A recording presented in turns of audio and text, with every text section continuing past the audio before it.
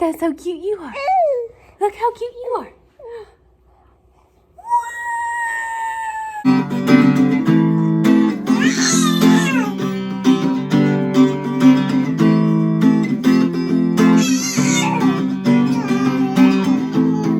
Guys, I think we have finally hit our 4-month sleep progression.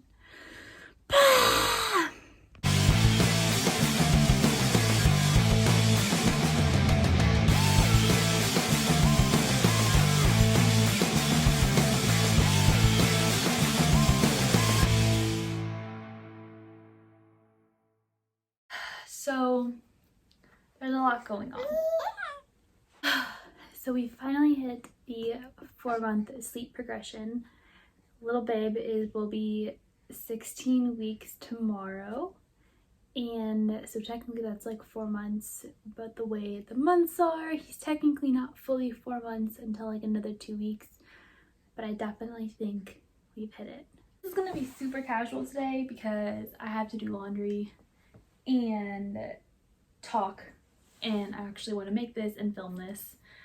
But little man has not slept more than 2 hours in that last couple nights, and that's been rough on me for sure, because you don't get more than like 2 hours of sleep. You never like really get your full like REM sleep that you need. So it's just been a rough couple of days, and on top of that we're also dealing with the daylight savings change. So there's a lot going on.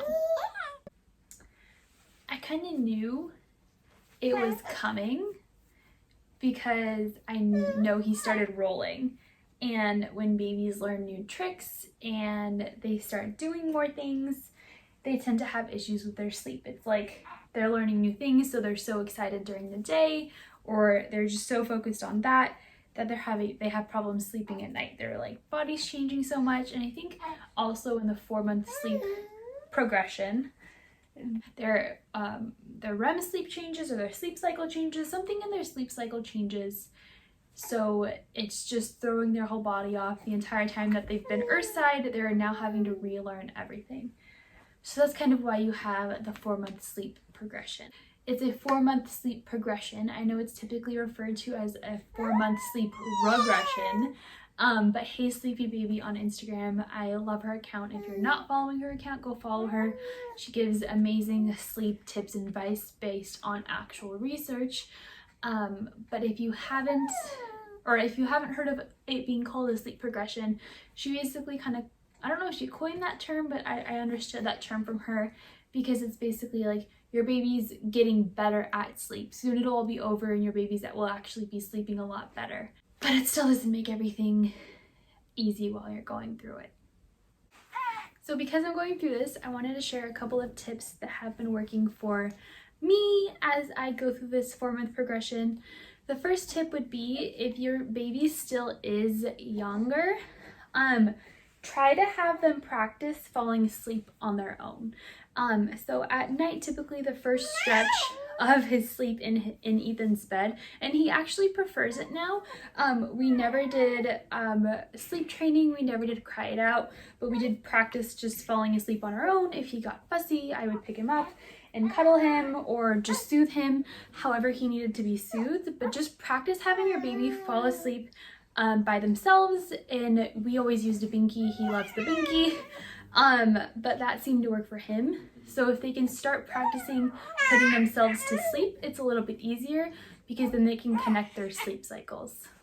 The next tip I have for you is that usually all of the progressions happen when babies are learning new tricks or they're learning new skills. Right now Ethan's working on rolling over, and he's doing it. He can roll from his tummy to his back pretty easily, and he's working on rolling from his back to his tummy. So if you are practicing those skills, try to do them during the daytime and not closer to bedtime. That way their mind's not actively thinking and working on just connecting everything from the skills that they're learning at this stage. That you can practice them earlier in the day, so that way hopefully you can preserve a little bit of nighttime sleep. My next tip would be coffee. If you don't drink coffee, drink green tea. drink something to get you going, whatever gets you up in the morning, whatever gives you a little bit of extra energy. If I'm having a hard day, I let myself have a little bit more coffee. I'll have like a big cup instead of having like a smaller cup. But just take care of yourself in that day and try not to get frustrated. And trust me, I am so guilty of this. Yesterday, I was not having a good day. I was frustrated. I was short-tempered, but it's because I wasn't sleeping well. And I just have to take a step back and remind myself that it's temporary and it's going to pass soon. And that's something else I would encourage you, is to remember that this stage will pass soon. Everything is temporary and you will get through this. Okay, so Ethan just went down for a nap.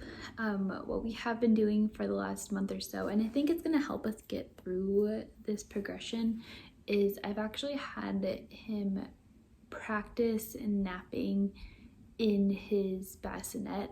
When he was first as a newborn, he would only contact nap. He would only nap if he was literally attached to me, if I was holding him, if he was in a Moby wrap. So he would only nap if he was attached to me.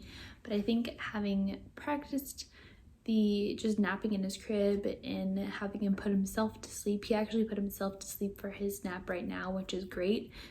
We are still using a pacifier, so like a sleep prop. And I know during the 4-month progression, a lot of like sleep training people will say, hey, don't use any sleep props at all. It makes babies sleep a lot worse, or it makes it harder, because so they're transitioning from like newborn sleep cycles to adult sleep cycles. And you know, adults, we wake up throughout the night, whether or not we realize it. We move throughout the night. Their sleep is just becoming more adult-like. So as they wake up throughout the night and as they move in between sleep cycles, they don't have the capacity, at least at this age yet, to be able to take a pacifier and put it back in their mouth. They're going to be waking up looking for that sleep prop, but that's just something that he needs right now. So I'm just willing to give it to him if he just needs a pacifier to go back to sleep.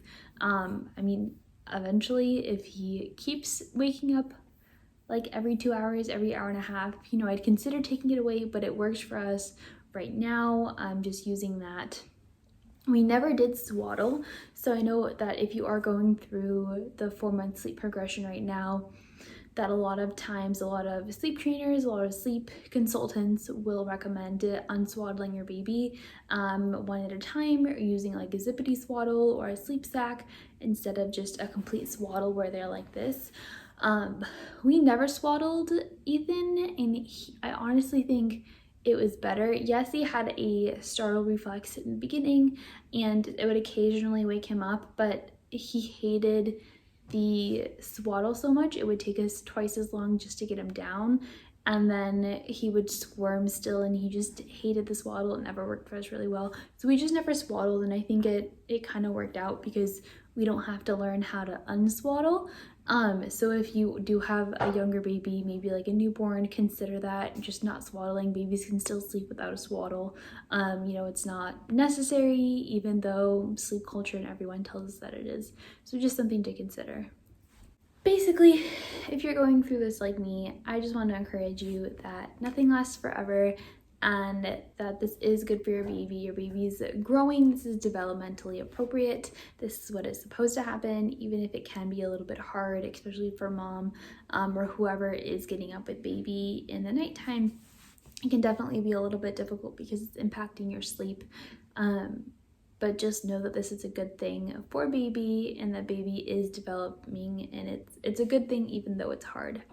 And also, if you need help, don't feel bad for asking for it. You know, if you need like your mother-in-law or your mom to come, or you need your husband to step in a little bit, you know, don't be afraid, or a friend or whoever you trust, even if it's just like, hey, can you come hang out at my house while I take like a 2-hour nap? Whatever it is, just be willing to ask for help on the hard days, because I know sometimes asking for help, especially as a mom, we think we can do everything and we can do everything by ourselves, and maybe we can, but it's not always the healthiest or best thing for ourselves or our babies. So just something to consider if you are going through the 4-month sleep progression. If you made it this far in the video, I just wanted to say thank you for watching, and if you are going through this progression right now with your little babe, just know you're gonna get through it. It's going to be okay, and I wish you all the best. Thanks for watching.